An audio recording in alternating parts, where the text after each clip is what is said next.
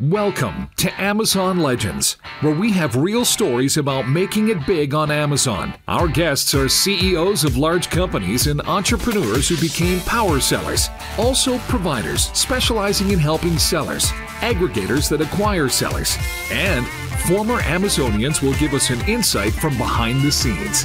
Here is your host, Nick Uresin. Hello, everybody. Welcome to another episode of Amazon Legends. My next guest today has an interesting story about how he got into it. So he's a former Amazon seller, and he was going about doing his thing, bumbling along. And then at an event, he was one of those events where you go, you have different panelists, and one of the panelists asked a question to the audience and said, anybody who answers this is going to get a free coaching call from me. So guess what? He's the one who gets the answer. And he gets the coaching call, which turns out to be a whole life-changing event for him, because he ends up getting hired by because the panelist was the owner of the company. It's an agency, a full-service Amazon agency that focuses on private label sellers. So he gets hired. Today, he is an account director at My Amazon Guy, which is a full-service Amazon agency. They work with over 300 clients in multiple categories. So it pays to go to these conventions and answer these questions, because you never know what you're going to get. So when he's not working, he loves playing with his two daughters. And also he's a runner. And one other interesting thing about him, and those who are watching this on YouTube will see right behind him, he has vinyl records. So he collects vinyl records. So with that, everybody, meet my guest, Francisco Valadez. Welcome to the show, Francisco. Thank you very much, Nick. Pleasure to be here with you and your audience. Well, was I accurate with your story? Yeah, that was very accurate, and I'll just give a little bit more context about that. But yeah, so I've been involved with e-commerce for a while. I'm 40, and I've been involved with e-commerce since probably late 2000s, and Amazon starting to be a regular part of what I was doing several years ago. And as many of your audience that are listening, Amazon gets complicated very quickly. Yeah. And I started to struggle, and I went to look for resources. So naturally, YouTube is a very good resource for everything. There's almost a video about everything on YouTube. And there I met, at least from the video perspective, Stephen Pope, the owner of My Amazon Guy, and founder of My Amazon Guy. So I started to follow the channel, the content they were putting out, and there was a webinar by Smart Scout, I believe, or AMZ Scout. There was a webinar. I think it was limited to 40 people. So I submitted my request to join the webinar. I was in, 40 people cap, and Steven gave an awesome presentation about SEO and the importance of SEO, how SEO is not a set it and forget it thing. So I was really engaged with in the webinar, and one of the things he discussed about is the alt text in the A+ content images. So the correct answer is 100 characters of alt text per image, and that's a very good real estate opportunity to try out different words. And the way the agency came about understanding the importance of alt text is in one of the listings of his own brand, he put one word in Spanish, just one word. And 24 hours later, the listing was indexing for that word. So we knew that Amazon was taking that alt text into consideration for the algorithm. And by the end of the webinar, he said, okay, what's the maximum allowed character limit for alt text? And I answered very quickly. I got a coaching call as a prize with him, which was incredible because I thought that I was gonna fix everything that I was struggling with. 2 days later, or 3 days, 2 days later, we jump into the coaching call. By minute number 6, we fixed what I had to fix. And he told me like, okay, you have me for 24 minutes more. What do you want to talk about? And we started talking about e-commerce, Amazon challenges, so forth. And by the end of the call, he said, hey, I'm hiring. Would you be interested in joining the company? And I said, of course. 4 days later, I was starting, February 26th, I was starting my first day at my Amazon Guide. And you said it right. It's been a life-changing experience, professionally and personally speaking. I'm very vocal about it in my LinkedIn. I share all the different experiences that I've had in the company. So going back to your question, was it accurate? It was 100% accurate. And thank you for having me here in your podcast. Oh, it's my pleasure. So I want to ask you the main question that I have in mind. But before that, you mentioned alt text. So for the listeners' benefit, let's now address that a little bit. So this is, you are referring to the alt text for the A+ content images, right? Correct. So A+ content is not indexed by Amazon, right? But the alt text content is indexed, right? Yes. However, we always recommend to have at least 1,500 words in the crawlable text part of the A+ content. So A+ content has images and has text. Some A+ content on Amazon will not have crawlable text. So the easy way to see if you have crawlable text or not is try to highlight the text. And if you can highlight it in your computer, you know it's crawlable. If the text is an overlay in an image, that's part of the image, and that's not is not going to be indexed for. However, crawlable text does have SEO value, and the alt text, which is the space or the opportunity that Amazon gives you to describe the image, it's also indexed. And that was the test Steven did in the agency back then about putting Spanish words in Spanish, and that word would be indexed in 24 hours or so. So that's why it's very important to rotate your alt text in all the different images, because that's a great opportunity to increase the listings SEO and add relevant words to your brand, category, or ASIN. Let's take a listing, and if you don't have A+ content, what you have is product description, right? Yes. So when you post A+ content, then that replaces the product description. Description doesn't show up anymore, right? Correct. So my question to you is, this is another little thing that the answer to, but I don't really know, because people answer different. If you put product description does get indexed by Amazon, right? Yes. So if you put A+ content as well as product description, even though the description does not get displayed, does it still get indexed? So I think that's a good question, and I would love to get back to you on that, Nick. But what I've seen is, if you have product description live, we know it's indexing, and you create an A+ content for whatever ASIN.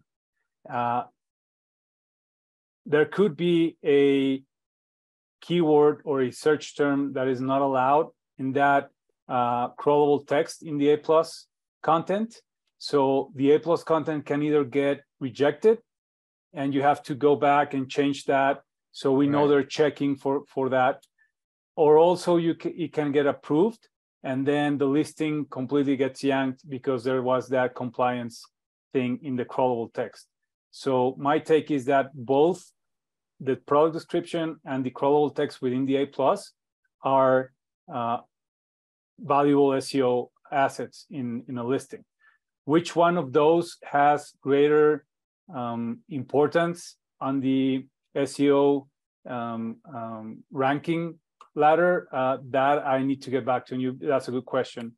But you can easily check when you add different keywords, either in the product description, the A+ content, crawlable text, or the alt text. And if they start, if the listing gets indexing for that keyword, we know that it has SEO value.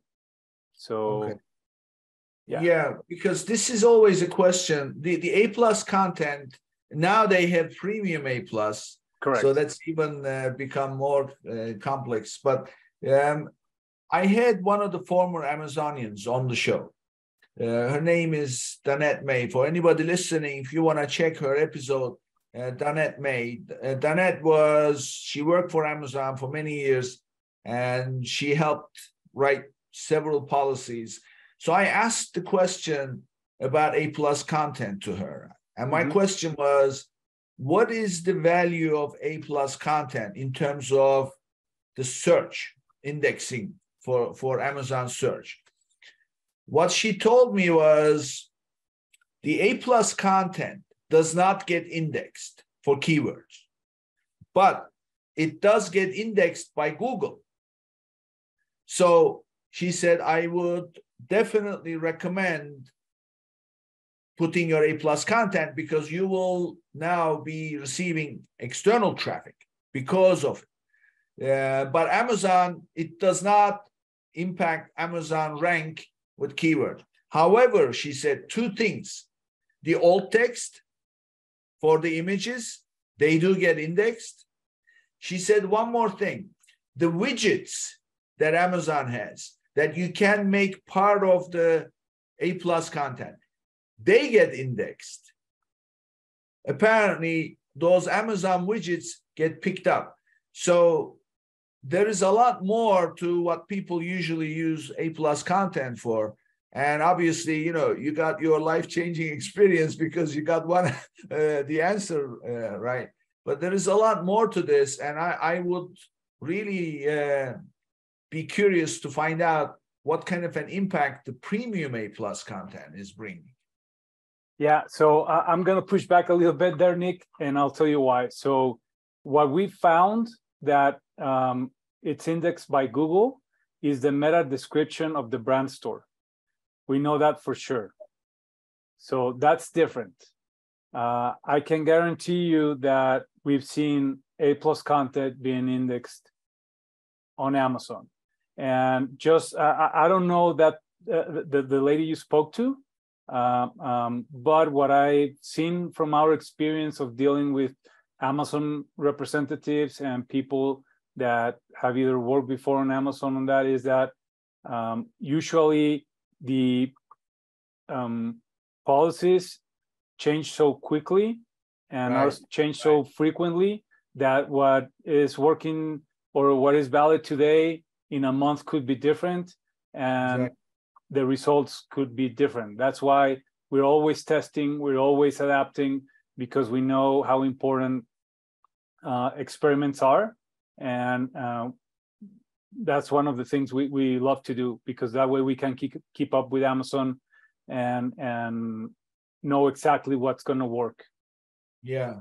Well, I mean, look, you're right. Everything changes all the time, and what is no longer allowed today is allowed, or what nobody knew about today is suddenly.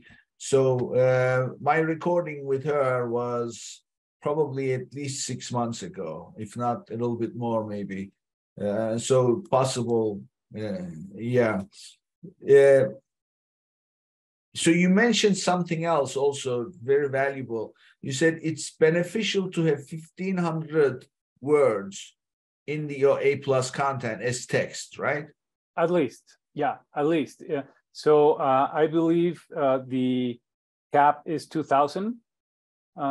So we want to have between 500 and 1,500 words just to give more SEO juice and help you also describe the brand or the product in a more clear and better way for the customer. Because A plus at the end of the day is going to help you with SEO, but the really powerful value of A plus is for conversion. Right. We know exactly. that people love to see A plus. Now with Premium A plus, you can even use videos, have wider images. It's just a more complete experience for the customer to help with a purchase decision, and that's a real value from what we've seen. So, tell me one more time about what Google indexes. The brand store's meta description. Brand story, the brand story part of brand store. Brand store. I the see. brand store meta description. Correct. Okay, so Google indexes the brand store's meta description. Correct. And that will bring you obviously external traffic. Yes. Okay, cool. Okay, these are very valuable, and there's so many little things, isn't it? I mean, it's always the case, and those little things make a big difference, especially when it hits some of the keywords that are important to you, that have volume and things like that. Correct. All right, so tell me, when you and I discussed, coming on the show and everything else, yes. I asked you, tell me something you're doing very well right now. So share with us, what is your strength that you can share with us? Sure. Market share. Market share is something that we as an agency have focused really heavily on for the past months, because we see either a decrease in search volume for keywords. That means that customers are focusing on probably saving a little bit more money and they don't want to buy more stuff, or the amount of competitors that are joining the space is growing and growing and growing, and every day that goes by is more difficult to get and more expensive to get market share on Amazon. That's a fact. So we drive our strategy to protect and increase the market share where it's more relevant for the brands and the products, and where at the end of the day the seller is going to be more profitable. So that's something that we love, because we have so many data points that we can use to hone our strategy and perfect our strategy for that specific seller. And the better the market share we can protect and grow, the better results overall for the long term for the seller. So when you write a business plan, one of the sections that you put in it is your competition and market data. So that is usually defined by, whatever you are selling. Let's say you're selling coffee mugs. So you basically say, okay, 565 million coffee cups are sold every year, and we intend to sell X% of it. So that's how you define market share. But that's not what you mean by market share when you're selling on Amazon, right? So define what market share means when you are on Amazon. Okay, that's a good question. So from our perspective, there are two types of market share. The first one, which is more traditional, it means what's the purchase volume in a given category, what's the list, or what's the group of your direct competitors made of, and how much are you selling from that. So for that, we have tools but there are a lot of tools. Helium 10 is a great tool to create market trackers and get a better sense of if a specific keyword or category selling $100,000 a month on Amazon, and you're selling $1,000 a month on Amazon for that group of relevant competitors and for that keyword, that means you have 1% of that calculation, right? Every seller will have different ways of creating that market, but at the end of the day, it's very beneficial to track that because you can get a sense of how your benchmarking looks like for your product against others. The other side of what market share means is what percentage of one specific keyword and how that your ASIN or your brand are behaving across the purchase workflow for the customer. Going back from impressions, clicks, add to carts, and overall ASIN purchases. That is something that we love, and that now Amazon that is sharing the search query performance data, it's something to spend hours and hours analyzing and using the data to better understand what's preventing you for getting more market share, or where are opportunities that you're performing very well and you're missing, you're basically leaving money on the table. So that's something we are very passionate about and we love analyzing. Okay, so this is exactly where I wanted you to go. I mean, you and I never choreographed this part, but I was thinking because the concept of market share has completely shifted.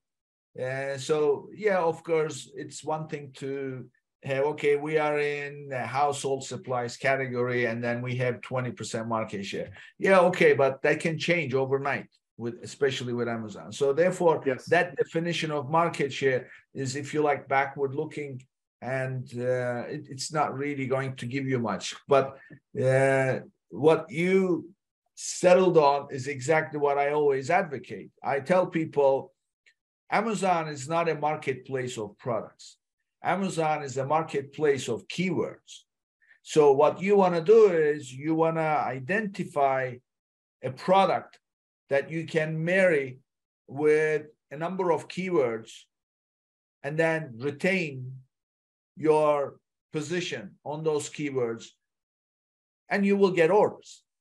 So therefore, you want to focus not on the product, but on the keywords that you want to dominate.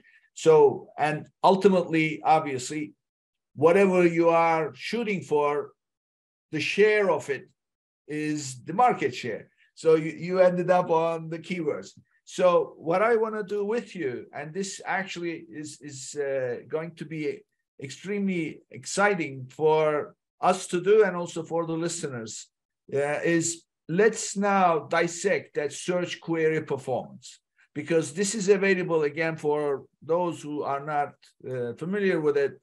If you have to be brand registered, and if you are, you go to your brands section analytics of the menu, and on your brand analytics, right there on the homepage, you're going to get the search query performance. I think you land there by default. They put you on that page. And on that page, what you are seeing is really the progression of how you are getting business based on what keywords are being searched, that you are then getting share of the impressions that then turn into clicks. Clicks put the shopper on the product detail page. And then when they are on the product detail page, what percentage is clicking add to cart? Correct. And then out of those that add to cart, what percentage is is becoming an order? Because people may add to cart but never complete the purchase, and they will complete the purchase on the same day. They may complete later. I don't know how it is reported. So if something is reported, is completed down the road. I do that myself all the time. I see things and I just put it to cart, never buy it for weeks. So I'd like to know how that translates into the report. But tell us how you use the search query performance. Yeah, that's a good question. So a term that Stephen Pope, our founder, and the company as a whole has been very vocal about is the ICAP funnel using the search query performance, which stands for what you just described: impressions, clicks, add to carts, and purchases. So what we want to do there is understand the correlation between a given keyword and how the process is behaving when you analyze from the impressions to the purchase. So first thing we want to look at is the brand share or the ASIN share, percentage share of the overall impressions for a given keyword, right? So that means how many times your listing is appearing, your ads are appearing for that search volume. And then we want to understand how many clicks are we getting from those appearances.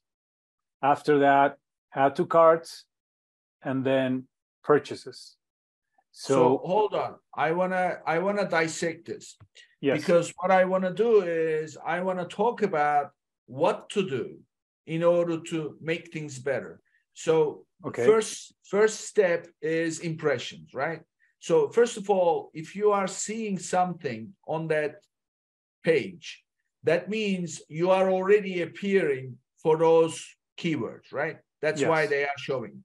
So the first step is how many impressions, in other words, in the whole Amazon universe, for that particular keyword, how many impressions were served, right? Correct. That's the first piece of information. And then they put the percentage right next to it, where what percentage of that total volume you have appeared in. Yes. How do you increase your share of it? Okay, so the best way to increase your share on that is using that search term in exact form in the most relevant places on your listing, like title, bullets, description, and also doing a PPC offensive strategy towards that specific keyword. Now, what we really want to ask ourselves there, and the seller should be asking, is, do I want to increase my impression share? And is it profitable to my brand or my product to increase that? Because let's say that specific search term has an average cost per click of $15, which is not uncommon in the supplement category, right? If you're a small seller and you're a small brand, probably spending that much money to gain a little bit more percentage of the impressions for that specific keyword, it's not going to be a smart move, because you can burn through thousands of dollars trying to focus on impressions. So you really have to analyze if that is a good term for you and how you're going to use that in your overall brand strategy. So for that, you move into the next columns and try to analyze the correlation between clicks, add to carts, purchases, and the overall impression. So let's say we have a keyword where you have 0.0% of impression share, right? That's low. Depending how you look at it, you have 0.5%. But your conversion rate in looking at it towards the purchases increases to, let's say, 5% clicks, 10% add to carts, and 20% purchases. So that means that is a super powerful keyword for you. It's relevant, and that audience that uses that keyword is super relevant for your product. So you need to invest in traffic because you have a good conversion rate. You have overall good conversion I'm going to say that again because that's exactly what we want. You have good conversion, but you're lacking traffic. So that in that specific example, it's worth spending more money to increase your impression share. However, if that was the other way around, where you have a good impression share percentage, but that percentage starts decreasing up to a 0.5% purchase rate, that means you have a conversion issue. So then you look at your pricing, you look at your competitors, you look at your images. Is there anything that is preventing my end relevant potential customer from purchasing my product? So that's where it gets interesting to really understand what's going through the customer's mind and how you can address that by using the search query performance data. Okay, so can you share with us, based on your experience, and there's no science behind it, this is just based on you handling many accounts. Yes. What is a good share of the impressions before you really take it seriously and start to, I know you mentioned about what it ultimately results in is what drives the decision, but you can't look at every single keyword. So before it becomes something, oh, you need to pay more attention to this, what is a good number to be looking for? That's a good question. And I would say that it really depends. Every category, every keyword is different. So we have to be careful not to be focusing on just super high volume keywords, because that could make your strategy just not really perform to your product and your brand. So you have to be really careful. As far as a good percentage of brand impression, I would say that anywhere from 3% upwards is something that you pay attention to and you would like to see increase. But again, it really depends. It's not going to be the same for a auto part that it's a replacement, sure, right, for an electric motor, than a supplement that addresses one specific either illness or one specific disease that it's designed for. So it really depends. And I know where your question is coming from, because all of our clients ask that. They want to know, what does it look like? Like, we want to see a benchmark. We want to see, and it's really hard to, or it's not even a good idea to start comparing yourself to other companies, because it's a whole different account. It's a whole different formulation in case of supplements, but different products, different quality control, different even FBI price points, even FBA metrics, performance. There are many products that go out of stock, and then you know how it goes, and your listeners will be very familiar with the many things that impact a good listing. So it's really difficult, and I would recommend to your listeners not to be obsessing or focusing on benchmarking their products. Where we do want to be tracking information is the relevant market that that exists on Amazon for your product.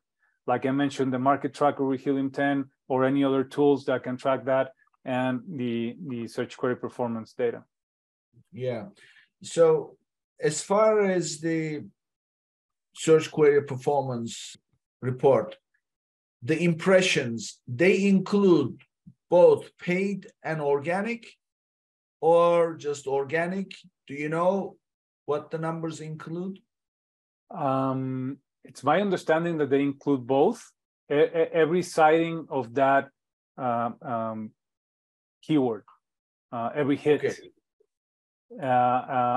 Actually, the Amazon recently I think there's a statement there where they denormalized the calculation because before they were removing duplicates of, let's say that I search for black pen in my customer account, and I search that today and later today and tomorrow, they would action that some way or reduce the data that hits from my customer account to not include those three queries that I did for the same product from my seller account in a given time. But I think now they're not doing that anymore. So every query has happened. But that's a good question. If it's paid or only organic, I believe they're both. So it's the total. Because if you look at business reports, which happens to be one of my favorite reports because it gives you the full picture, and business reports show the one I look at is the child SKU level, child ASIN level. So that shows sessions and and everything else. But in sessions, you're seeing everything. So therefore, whether it's paid or not, it's sessions. So I'm just guessing, but I would say they show the paid as well as organic because each one is an impression, right?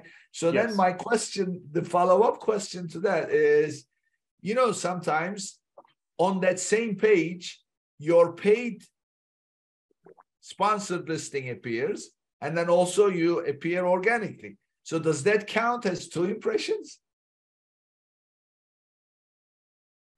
That's a good question. That's a good question. I don't know the answer. I don't know the answer either to that. Yeah. I mean, it would be because it does happen quite a bit, especially if you get Amazon's choice badge for the. I mean, you're gonna be on that page all the time twice. So. Yeah, that's a fair point. I don't know the answer to that. Yeah. Okay. So what I heard you say is if you want to increase your share of the impressions on a particular keyword, you have to make sure that that exact term appears in your content, especially title, bullets, and also you run PPC. So that's the action you recommend.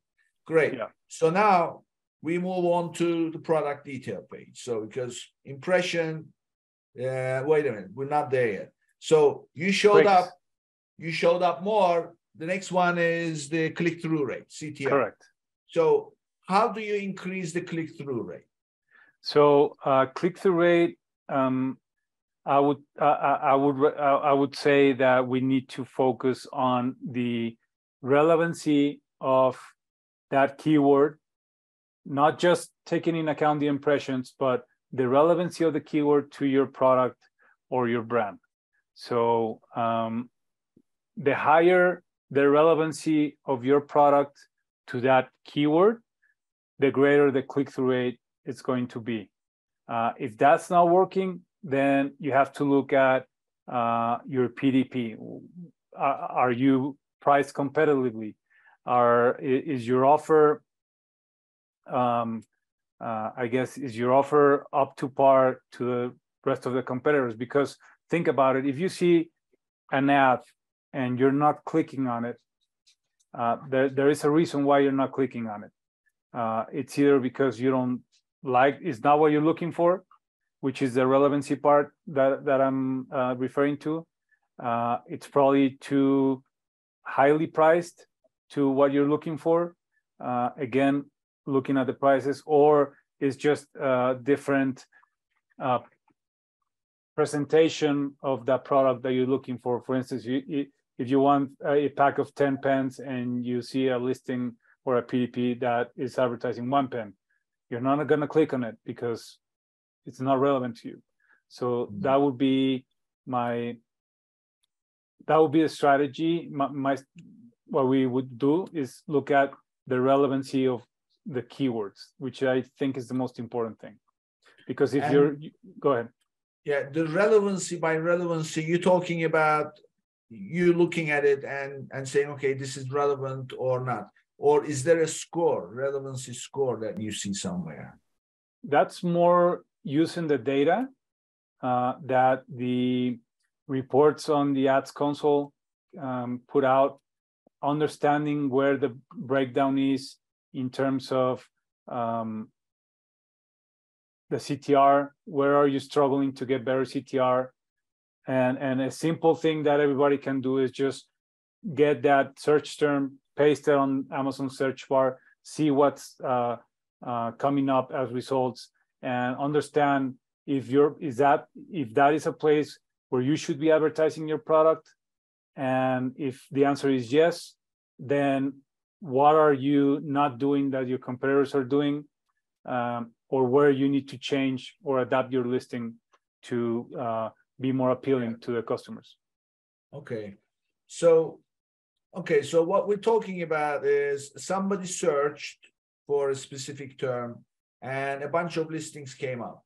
So the question is, how do we get more people to click on the listing so that they move on to the product detail page?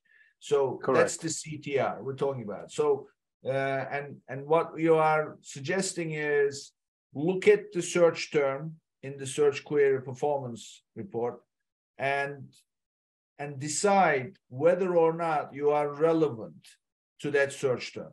And if you are, then you want to make your listing, I guess, the title, because that's what people are going to see on that search results.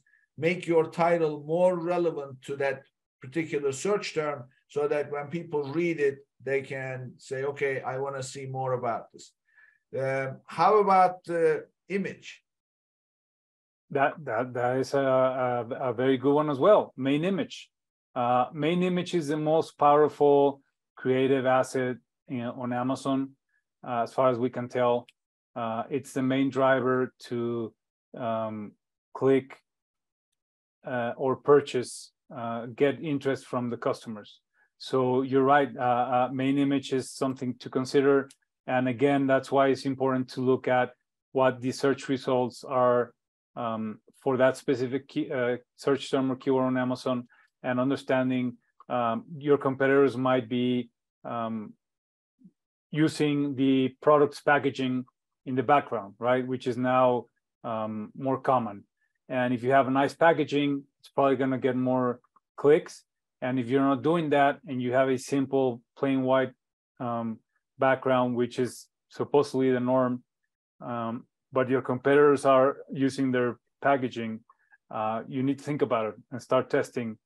Probably create an A/B test for that main image and see if that increases click-through rate. You know, just as you were talking, I just thought of an idea, and this would be cool if Amazon could implement this. And they could even charge for this extra. I would, if I was Amazon. What if you could have the system serve up a different main product picture based on the search term? So you could easily map, I mean, they already offer 12 different images, right? So they could say, associate with a specific keyword.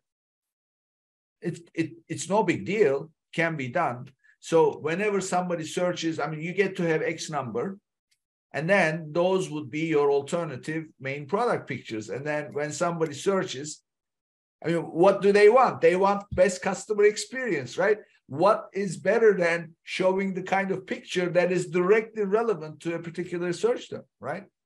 Yeah, that's a good idea. And I would say that's the main image A/B test on steroids, because imagine you could pick the B image that you want to test, and you could also add, but only use it in this list of keywords. I mean, that's a good idea. You should pitch that to Amazon. It's a good idea. I mean, I just thought about it because you always, I had a gentleman on the show. His name is, for anybody listening, look up his episode. His name is Adrian Chernoff. Adrian Chernoff is an inventor, and he gave the roadmap to innovative invention. How does one go about doing this? And as you were talking, I just applied his methodology, and his methodology is very simple. Imagine what you want to do, and imagine that there are no restrictions. You can do anything you want. And then go after it. And then start adding the obstacles that currently exist. So he says, basically, if you can just implement a solution that can deal with one of those obstacles, you are already going to be way ahead of everybody else. So I was thinking, what's the restriction today? Well, you just get to submit one main product picture, forget the testing. Well, what if it was possible to associate multiple main product pictures with a keyword? And it can easily be done, but it would be a huge game changer. Anyway, so, hold on. I just want to say something about what you mentioned about innovation.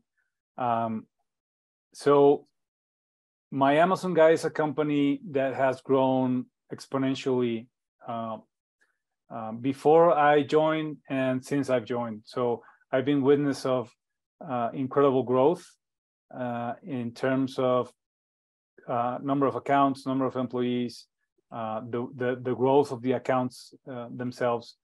And Steven, and now the company has a way of referring to innovation, a little bit what you described, but what we say is just build the plane while you're flying, and that accelerates everything because there's no excuse, there's no time to second guess or plan ahead.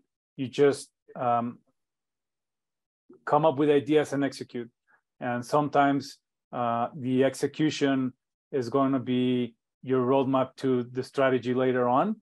But we are a very hands-on company where we execute first and then ask questions. So I think that's exactly part of the success we've had as a company, because now that's embedded in the DNA of all the employees, and you see really cool things getting shared in the company's Slack channel and dashboard, email, etc. Because we foster that innovation from anyone. Anyone can produce ideas. So that's a good comment. That I mean, I love doing things like this in the sense that, you know, look, even if you do nothing, and something will always come out of it, but even if nothing comes out of it, it's a good environment to work in terms of high energy, productivity, and most important, that energy, that's positive energy, rather than, you know, complaining about work and blah, blah, blah. It's much better to be complaining about something you're trying to achieve, but it's not happening. And then it comes down to the culture in the company. And I always believe in high energy, you know, positive energy, and working on innovative solutions is always positive energy. So this would be great. I really want to dissect this, but we're not going to have time. Mm-hmm. I want to ask you on the images, because images, I believe, are key. What is your take on the main product image using something what I call the image theme? Like, for example, you have the product itself in the picture, but somewhere in the picture, totally in compliance with the Amazon TOS, but not a logo, but something symbolic of either what the product does or what's in it or anything like that, that becomes like a theme. And then you carry that theme across the board of all the images. That just makes it stand out. It's nothing to do with the product, but it's a theme that's part of the picture. What do you use that? What can you tell us about it? Yes, we use that, and again, it depends a lot on the product, the brand, what the brand wants to communicate, how the brand wants to engage with the customer. But we've seen that before. We've used that before. For example, if a supplement has ingredients that come from, let's say, oranges, lime, and another citrus fruit, and you add an image of those three fruits at the bottom of the supplement bottle to communicate better that yes, we use that, we test it, we try to find out what's gonna engage better with the customer. But one thing that all sellers should always be doing is testing for new ideas, different settings. Even it can be the supplement, or I don't know why I'm saying supplement so much, but it can be whatever you sell on Amazon, with the packaging, without the packaging, different positions, front facing, on an angle, you name it, because customers will always react better or worse to ideas, but it's important to keep testing indefinitely, because that way everything's going to make more sense, and you're going to be finding small. We tend to say that selling on Amazon is just like F1 racing, where that 1% increment and the other 1% increment and the other 1% increment in the long term is going to yield results and a better return on your investment. Yeah, exactly. It's so valuable. It's all about incremental changes. So things Correct. don't happen overnight. Things can happen overnight.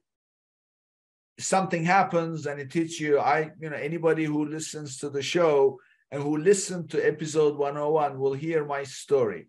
I did have things happen overnight, 3 nights in a row, which put me in a really bad place. However, the long-term success comes from those incremental changes that you keep trying, especially the new, not so new anymore as we record this show, the manage experiments, where Correct. you can test different titles, different pictures. That's a big deal. You and I can go on for hours. We've done half of the search query performance, but those who listen, now they have very good tips and how to make use of it. If you're not using it, all of you listening, go ahead immediately, check it out. And then you've heard from Francisco how to increase your share on impressions and how to increase your click-throughs so that you bring more people to your product page. And then what you do on the product page, that's another episode. So, so now we've heard about your story joining My Amazon Guy, but let's get to know you a little bit. So tell us about yourself and tell us first where you grew up.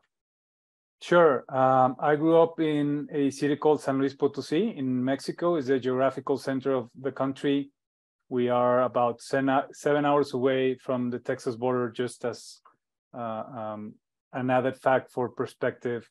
We have both the East and the West Coasts at similar distances, and we are about a 4-hour drive, a 5-hour drive up north from Mexico City, the capital.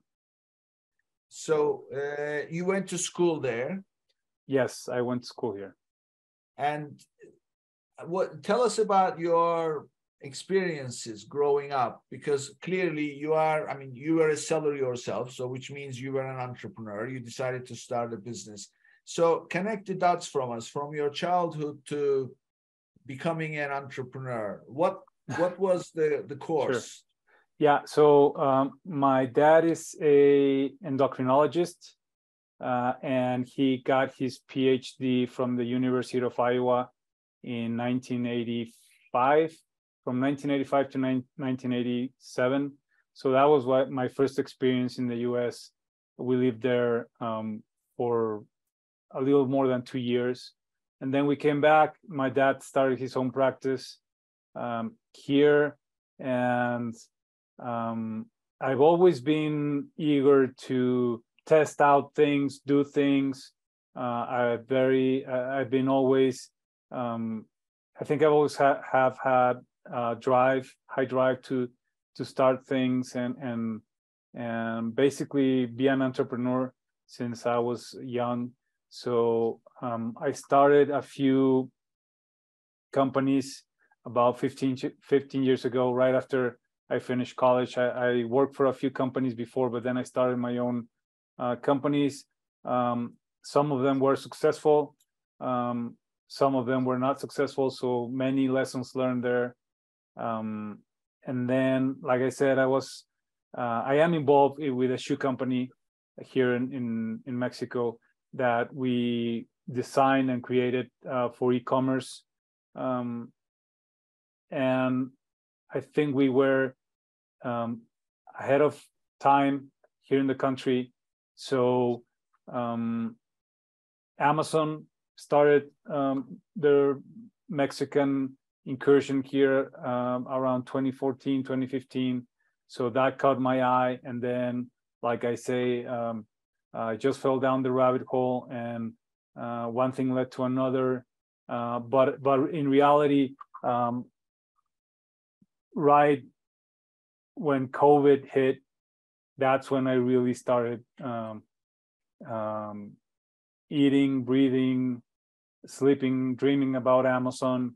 And like I mentioned at the beginning of the show, I joined my Amazon guy in exactly 2 years ago, February 26th, 2 years ago. So it's all during the pandemic. Yeah. So what I want to know is, where did that entrepreneurial approach come from? Because I heard you mention as a kid you were always entrepreneurs. So were there other entrepreneurs in the family? Not in the sense of buying and selling products, but I believe my dad has been an entrepreneur all his life because he's always made his own decisions. And like I said, he started his own practice. So rather than going to work for a hospital or working for an organization, he started doing his own private practice. And I think that example has always been important for me. So it's the independence of being able to set your own course. Yeah, I think that's a good way to put it. Independence and just the like I said, the drive to test out things and create something.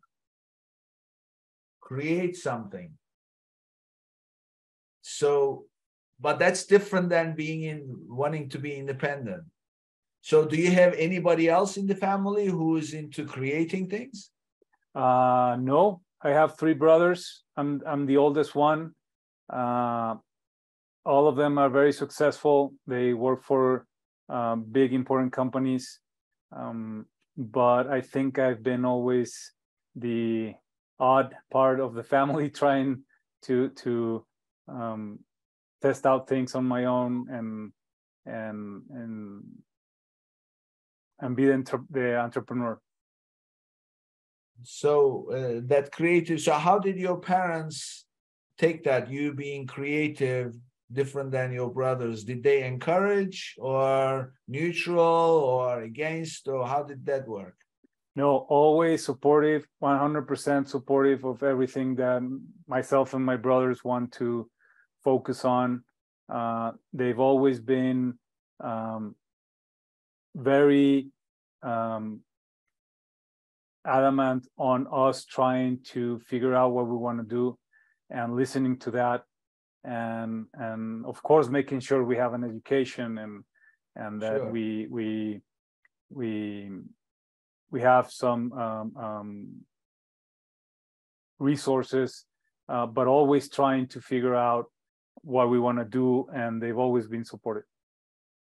Yeah, I mean, when you have parents like that, you almost owe it to them to pursue it, right? Rather than convenient thing to do and then go get a job or whatever, if you have it inside of you. No, I totally agree. Either case, because like I said, my three brothers are really successful in what they do. And it's just a matter of finding what speaks to you and what makes you happier, and where you want to spend your time. Exactly. I mean, I remember, I don't know if you've seen the movie Good Will Hunting. Remember Yes. the movie? Old Yes. movie? Yeah, so yeah. there is a scene in that movie.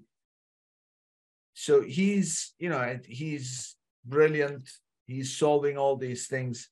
And Ben Affleck, playing his friend. Yeah. He's telling him, no, you have to do this. He says, you have to do this. And he says, I don't feel like it. Why? I just want to do my thing. I go work at the construction yard, and then why? He says, no. He says, I have no idea how to do these things. I don't have it in me, but you have it in you. So you owe it to yourself to do it. With me, I'll never get there. But with you, squandering this talent, even though you have it in you, is not okay. So it's like that. So when you mentioned that your parents were supportive and everything else, I'm thinking, when you have parents like that, you have to pursue it if that's what you want to do in life, and look where it got you. So obviously, it was a good experience for you. So yeah, no, thank you for that. And now that I have kids of my own, I realize how important it is to help them listen to themselves, make sure they can identify what they like, be true to themselves, and us, my wife and I, as parents, try to help in any way we can, so they can blossom on their own, not because we tell them to or we want them to, in some specific ways. The best example is my dad is, like I said, he's a doctor, he's a physician, and he never once told me or my brothers anything about medicine, right?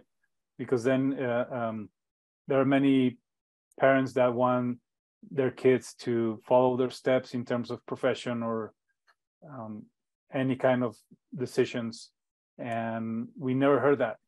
He was really respectful, and he recognized that we had different interests, and rather than being a pushback or not, he became my parents became our best cheerleaders. So now that for any young parents that are listening like myself, it's important to recognize that and respect it. I have a funny story. So one of the, Star Wars, everybody loves Star Wars, but there's the new ones. So one of these young guys, one of the African-American young actors who play one of the roles, he's, you know how it is when you are trying to be an actor, and you basically have no life until you make it. And a lot of them don't even make it. So anyway, so that's the kind of life he has. And he's a young guy, and his parents, his mother telling him, when are you going to get a real job? When are you going to get a real job? When are you going to, and he says, no, Ma, I want to try this. So anyway, he finally gets the role in Star Wars. He's completely over the moon. He's so happy. He calls his mother and says, hey, Ma, I got news for you. And he says, oh, what is it? I got offered this role in Star Wars. This is huge. And she goes, really, I'm really happy for you. does that mean you're going to get a real job much easier? So it's, some parents always follow their own. They don't see anything else. But sometimes it works, sometimes it doesn't. So Francisco, this was great. I wish that we could continue, but obviously we've already gone over. So thank you for your time. So tell us, how can people reach you? Give us your contact information. Sure.